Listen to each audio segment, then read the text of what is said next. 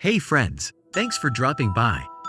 Today's story is a captivating puzzle, where the ordinary might hide something extraordinary. If you need to bounce at any point, please drop a comment and let me know your thoughts. Loving it? Hit subscribe and like. I'm peering from my window, narrating a tale unfolding next door, with Laura, whispers, and secret melodies in her garden. There's more to discover in this enchanting everyday scene. Ready to unravel the mysteries with me? Dive in. Watching from next door, I'd often see Laura out in her garden, lost in her plants and humming tunes I recognized. Once, I could have sworn she was teaching someone the other part of a duet.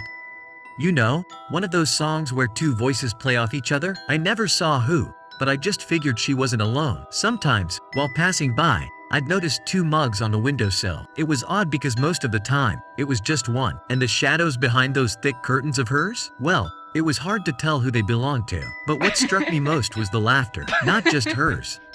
It was a shared kind of joy. I never thought much about it then, just figured it was a regular couple thing. After all, weren't they both new to the neighborhood? Now thinking back, maybe I should have looked a bit closer. But hey, who pokes their nose into happy sounds next door, right? From my vantage point next door, the nights became a curious affair. More than once, I'd see Laura at her window. Sometimes she looked like she was talking to someone just out of sight. Other times just gazing out, as if waiting. The days had their quirks too. Every so often, Laura would sit in the garden, apparently deep in conversation. A tree blocked my view of the other chair, so I never really saw who was with her. Did you turn off the lights? I'd hear her call out sometimes, followed by a satisfied nod, as if she'd received a response. And then there were moments when she'd look puzzled at something inside, maybe a displaced book or a note. But, after a few moments of contemplation, she'd shrug it off and carry on. The most unsettling part? That old song she hummed. I'd catch snatches of it when I was out in my yard. It always felt incomplete, somehow, like a puzzle with a missing piece. Made me wonder, you know, what really goes on in that house when the curtains are drawn and the world's shut out. Laura's house started to exude an aura I couldn't quite grasp. The odd hours at which lights would turn on and off, combined with her increasingly distressed silhouette against the curtains, gave me chills. Then there were sounds, unfamiliar, eerie ones that pierced the silence of the night. A sudden clang, as if metal met floor. An unexplained high-pitched hum. The most unsettling, though? The occasional waft of a strange smell. Burnt, yet floral. The kind that tugs at your senses, making you question if it was ever there. And Laura? She started looking off. Drained. Sometimes I'd see her in her yard, hair unkempt, wearing the same dress for days. It's as if the life was being sucked out of her. But the clearest sign something was amiss? One morning, I noticed her window cracked in a strange pattern, like a spider's web. Next to it, the wilted roses, their petals shriveled up, even though they had bloomed just days ago. The atmosphere around her home became dense, a pressure that even the sunshine couldn't penetrate. Made me think, what was causing this cascade of oddities? And how deep did it go? Laura's behavior turned even more peculiar. I'd see her pacing her garden, going back and forth as if retracing her own steps, or endlessly checking and rechecking her front door. There were evenings when she sat outside, clutching what looked like a photograph, staring at it intently as if hoping it would provide answers. And then came the notes. Large, handwritten affirmations pinned outside, saying things like, "Everything is real," or, "You know what you saw." It wasn't just the notes that stood out. It was the sheer desperation with which she clung to them, as if they were her lifeline in a world that was shifting beneath her feet. She became a shadow, constantly looking over her shoulder, and some nights, I'd hear her questioning herself aloud, her voice echoing with uncertainty. That house, Laura's sanctuary, seemed to be morphing into a maze where she was both the wanderer and the lost. Every day felt like a silent scream for help, and all I could do was watch, wondering where the line between reality and illusion blurred for her. Honestly, I just hoped she had someone to talk to, you know? Given everything that was going on, it was puzzling for sure. But then again, a lot of things about Laura's place were turning out to be a real mystery. On a series of days that seemed to meld into one another, Laura's peculiar behaviors began to intensify. It was strange.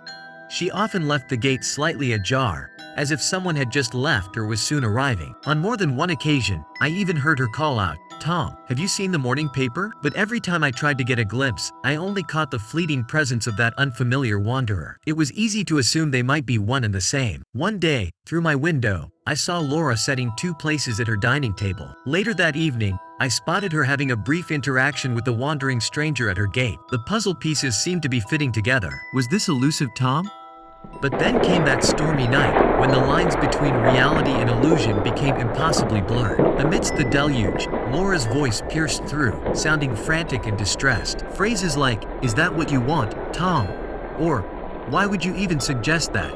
echoed faintly. In my mind, the stranger and Tom had become inextricably linked, but the truth was far more elusive. The days following the storm were chilling, in more ways than one. Each time I looked towards Laura's home, I felt a growing unease. Her actions became increasingly erratic. Some nights, she'd be seen pacing back and forth, peering anxiously out of her windows. Other times, I'd hear the echo of doors slamming shut, followed by the haunting sound of shattered glass. It was as if Laura's home, once a sanctuary, was now mirroring the turmoil within her. Lights would sometimes flicker erratically, and on more than one night, I saw curtains violently fluttering from what seemed like broken windows. Each time I considered reaching out, I hesitated, paralyzed by a mix of fear and confusion. The usual morning serenity was interrupted by an unfamiliar car pulling up to Laura's house. A middle-aged woman with a face etched in concern stepped out. She knocked, waited, then after what seemed an eternity, used her key to enter. Minutes later, she emerged, her eyes filled with tears. Approaching my door, she introduced herself as Laura's sister. "I was worried when she didn't answer my calls," she began. I shared my observations, speaking of Laura's interactions with Tom. She looked at me, her eyes reflecting deep sorrow,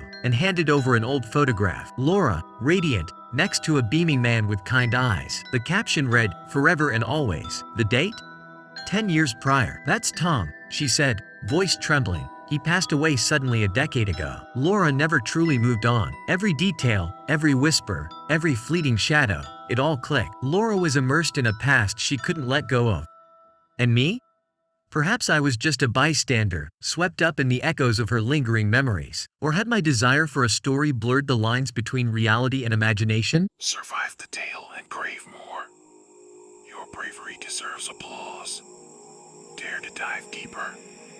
Haunt that like, share, and subscribe.